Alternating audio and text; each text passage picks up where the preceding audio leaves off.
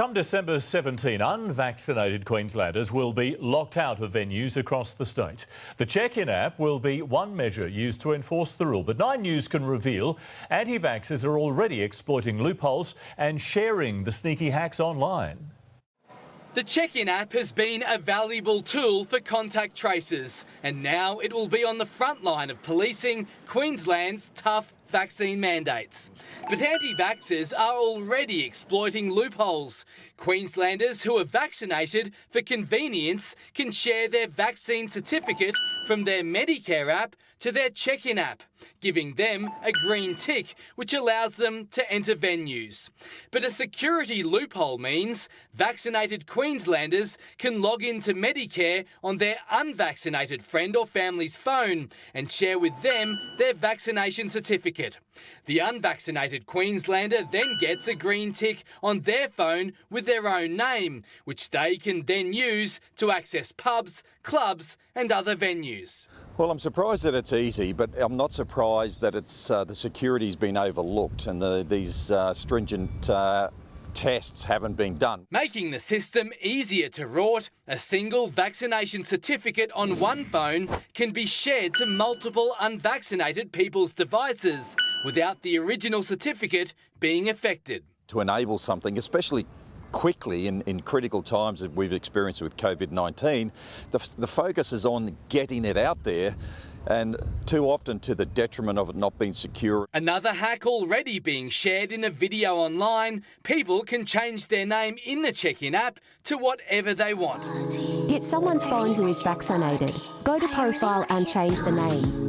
Click save and it will show that name with the green COVID tick. When you've got a motivated set of people that are looking to exploit opportunities and to attack systems and to bring them down, then it doesn't surprise me at all. In a statement, the government says people are able to share their vaccine certificate to other apps as a legitimate feature to add dependents and family members, and that using a certificate that isn't your own would be considered a criminal offence, punishable by up to 6 months in prison. Tim Arvia, 9 News. After an almost week-long tit-for-tat between the state and federal governments over PCR testing, Health Minister Yvette D'Arth says it's time to move on.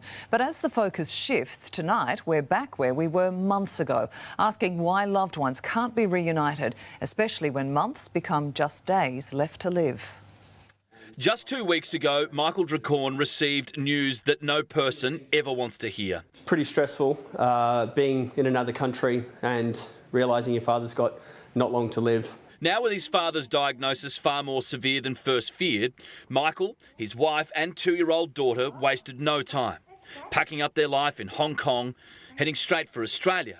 Now they stay in an Airbnb in Sydney. So we just packed the bare essentials, what we needed, a couple of suitcases, and travelled to Sydney. Michael, a pilot, and his wife are both fully vaccinated. They have been granted permission to enter Brisbane, but will need to quarantine in a hotel for 2 weeks. But Michael's father is in the family home in Mackay and will likely pass away within the fortnight. Common sense isn't prevailing to let us see a family member in such a hard time and have them show some compassion. After days of pleading his case with Queensland Health, Michael received this direction just this afternoon.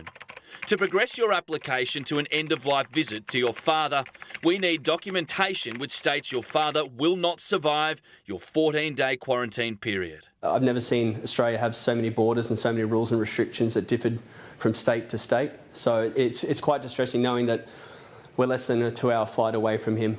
It's been a torrid week for the Palaszczuk government. One story has dominated headlines: the PCR test debacle and the $150 cost per test. But once it was revealed the state and federal governments covered the cost, the Queensland Government blamed the media for the confusion. We weren't writing these stories. You all were.